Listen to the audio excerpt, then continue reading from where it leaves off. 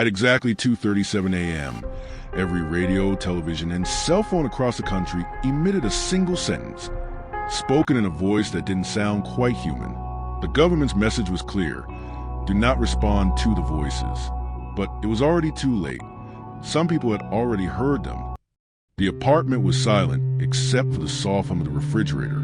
Jenna Keller sat alone at her kitchen table, scrolling aimlessly through her phone. Her cat, Nimbus, suddenly perked up, ears twitching toward the window. That's when it happened. A sharp hiss filled the room. Her phone screen flickered, the lights dimmed, and every speaker in her apartment activated at once. A distorted, almost metallic voice whispered, "Do not respond to the voices. This is your final warning." Jenna froze. The words felt alive, like they weren't spoken at her, but through her. Nimbus bolted under the couch. She ran to the hallway to check the breaker, but paused as an old transistor radio in the stairwell crackled to life. Jenna had never noticed it before. The dial spun wildly on its own, stopping at a dead frequency. Then came a whisper, soft, delicate, almost familiar. "Jenna, can you hear me?" Her heart pounded. It was her brother's voice, who had died 3 years ago in a car accident. Panicked, Jenna rushed back to her living room. Her TV had turned itself on. A black screen showed only the official U.S. government seal. Then, in stark white letters, "Do not respond to voices. Block all transmissions. Trust only human contact." Below the message, a hotline number blinked on and off. But no matter how many times Jenna called, it went straight to static. Just as she was about to power off the screen, her brother's voice called again, from the television speakers this time. "Please, Jenna, I'm cold. I don't know where I am." From the apartment next door came a scream. Jenna ran into the hallway to see Mrs. Evers, her elderly neighbor, pounding her fists against her locked front door. "They won't let me go," she sobbed. "They said my son is alive. I heard his voice. I heard him." Then silence. Her door creaked open slowly on its own. Something whispered inside. Mrs. Evers stepped into the darkness, and the door slammed shut behind her. No sound came from the apartment again. Jenna locked her door and covered all the electronics with towels. She turned off the breakers, took the batteries out of her phone, and sat in the bathroom with a candle. Silence. For the first time in an hour, silence. Then the mirror fogged over, though the air was cold. And in the condensation, a single word appeared. "Answer." The whisper came again, right behind her. "Answer me, Jenna. Just one word. Please." She turned to look. No one there. The next morning, a knock at the door. Jenna didn't open it, but something was slid under. A red government folder marked "Classified." Auditory Phenomena Response Unit. Inside were photos of other victims. Most looked terrified, mouths wide and mid-screen. A final document was stapled at the back. It read, "Once you hear them, they know you. Do not respond. Do not speak. Do not even think of their words." At the bottom, a handwritten note. "You've already failed, Jenna. They're inside now." The power hadn't come back. Jenna's apartment was still cold, dim, and buzzing with tension. She hadn't slept, too afraid to close her eyes. Even her thoughts felt invaded, like someone was flipping through her memories with unclean hands. The red folder sat on the floor beside her. She'd read the note 100 times. "You've already failed." What did that mean? Her only hope was to find someone who knew more. She wrapped herself in a coat, stepped into the hallway, and found it strangely wrong. The fluorescent lights buzzed at the wrong pitch. Her neighbors' doors were all open. Not a single soul was in sight. Downstairs, a door she'd never noticed before was ajar. Room 191. No apartment in the building had that number. Inside was a stark room filled with audio recording equipment. Old tape decks, reel-to-reels, and a single humming microphone pointed at an empty chair. The walls were lined with foam, soundproofing, except at one corner, where hundreds of tiny pinholes formed the outline of a human figure. On the table was a manila folder marked Property of Department 23A, Auditory Containment, and beneath it, a photograph of Jenna, taken while she slept. Jenna pressed play on one of the labeled tapes. tape 37. The audio hissed, then a voice like her own filled the room. Please stop talking. I didn't answer. I didn't. Then another voice, not hers, not human, but you heard us, Jenna. That's enough. We're inside your memory now. The tape shrieked and popped. Blood trickled from Jenna's ear. She yanked the power cord. Silence returned, but it felt too still, as though someone had just stopped speaking. She fled the listening room and ran into a man standing at the bottom of the stairwell. He wore a dark gray suit, slicked hair, and round mirror glasses. His expression never changed. You shouldn't be here, he said calmly. Who are you? Jenna asked. He pulled a slim device from his coat, a strange mechanical pen, and pressed it against her forehead. Her mind erased a second. Then she remembered. You're one of them, she whispered. He frowned. I'm one of what's left. They're not just voices anymore. Before he could say more, the stairwell lights went out, and something began crawling down the wall behind him. Jenna ran back to her apartment, but something was wrong. Her hallway was now lined with mirrors. Each one showed her at a different stage of her life, laughing, crying, sleeping, but they were all watching her. In one reflection, she wasn't moving, just staring back, grinning. The mirror cracked without being touched. Then her reflection whispered, "You responded the moment you remembered me." Back inside her apartment, she found the floor covered in dust she hadn't noticed before. It formed circles, patterns. Her cat Nimbus stood in the center, unmoving, eyes pure black. A low hum vibrated through the walls. Then the sound hit her, an ultra-low frequency that bypassed her ears and scraped directly against her brain. She fell to her knees, screaming. Voices flooded her mind, not words, but intentions. We are not speaking. We are remembering. You are the vessel. Her vision dimmed. The lights flickered out again. Jenna woke, lying on the floor. Her ears rang with phantom frequencies, but her apartment was silent. Nimbus, her cat, had vanished. The dust patterns were gone. She stumbled into the bathroom. Her reflection blinked a moment too late, and for just a second, she saw the man in the mirror glasses standing behind her. When she spun around, no one was there. In the sink sat a crumpled note, written in her handwriting. If you hear them, you're already too late. She hadn't written it. The folder from the listening room had an address. Sublevel B, District Storage, Harrow Lane. She followed it to a decrepit, condemned government building downtown. A rusted sign barely read, Department 23A, Auditory Anomalies. Inside was worse than decay. It was abandonment layered in fear. Doors were barricaded from the inside. Papers scattered across the floor, all stamped revoked. Jenna stepped over a dead telephone, receiver still crackling faintly. On the wall, painted in dry brown-red strokes, "Do not answer." In the building sublevel, Jenna found a sealed steel door labeled broadcast containment. It was slightly ajar. Inside, walls of analog screens displayed static. Monitors showed live feeds of random living rooms, bedrooms, and elevators, some people speaking, some asleep. One monitor showed her, standing exactly where she was right now. Then came the voice, deeper than speech. The broadcast never stops. You were tuned to us before you were born. She lunged the power switch. The screen flashed, showing her face melting into static. Suddenly, the room filled with a rhythmic humming. Not mechanical, not musical. It was thinking. Jenna clutched her head as the sound wove into her thoughts.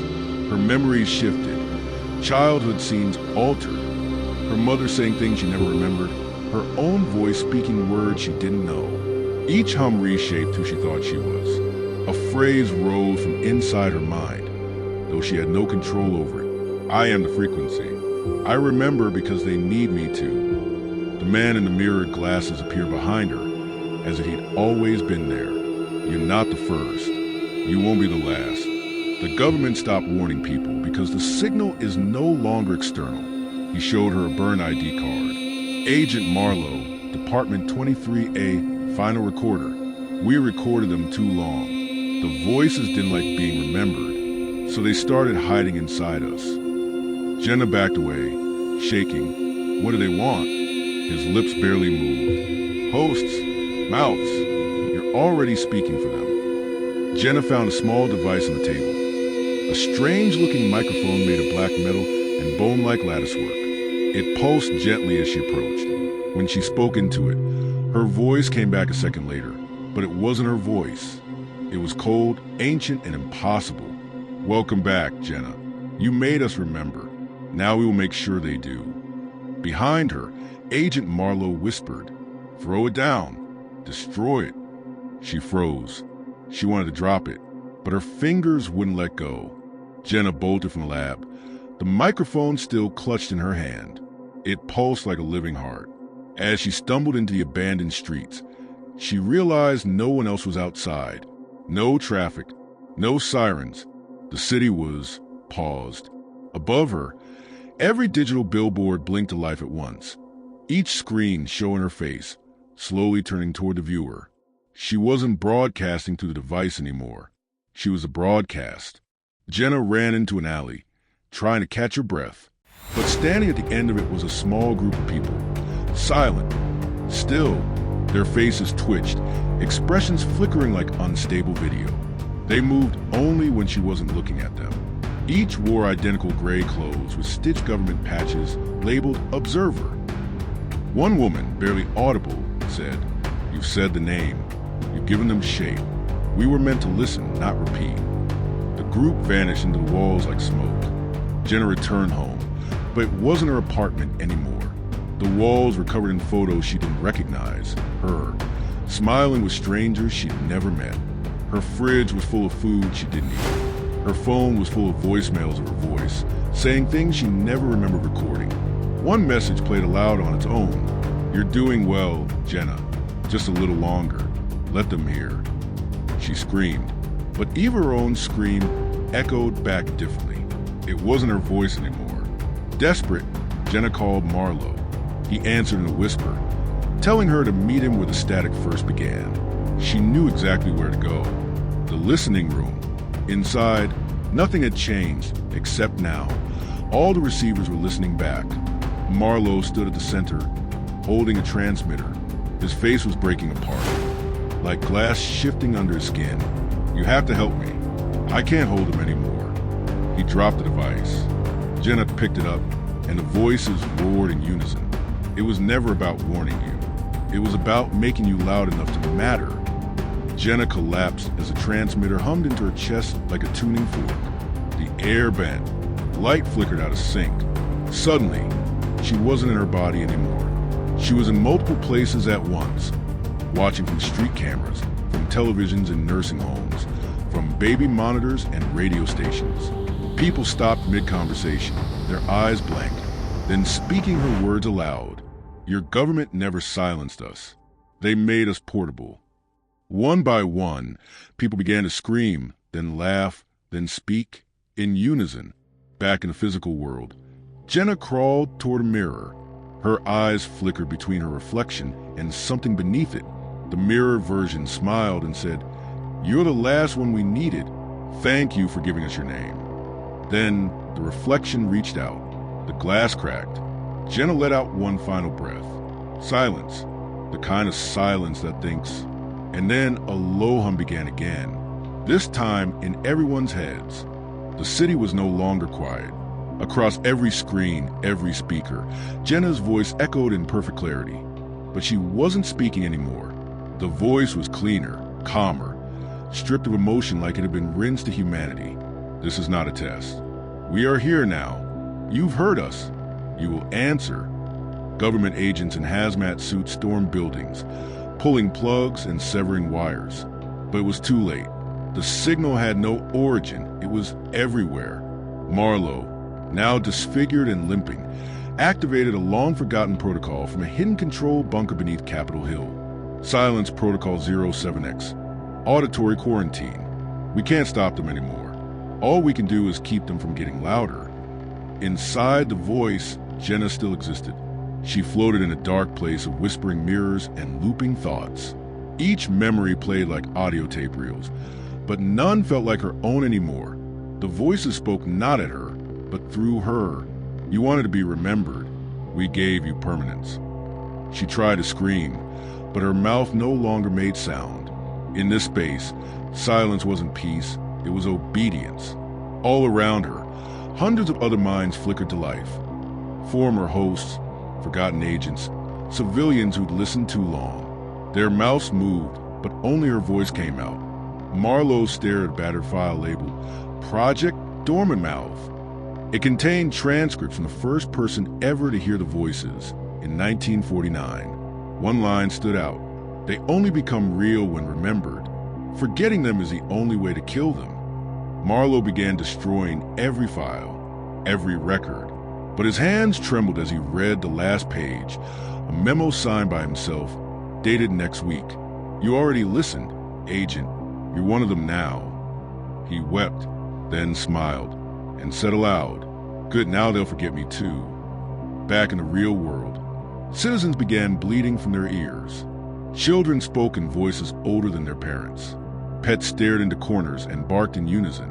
Hospitals flooded with patients describing shared dreams, memories not their own. Then, all communication systems, phones, radios, televisions, began broadcasting the same final phrase.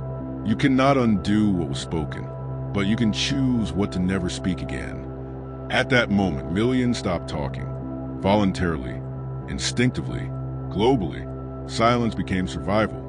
Within the black echo space, Jenna reached the center. An ancient, circular chamber formed entirely of mouths. Each one whispered a language long dead.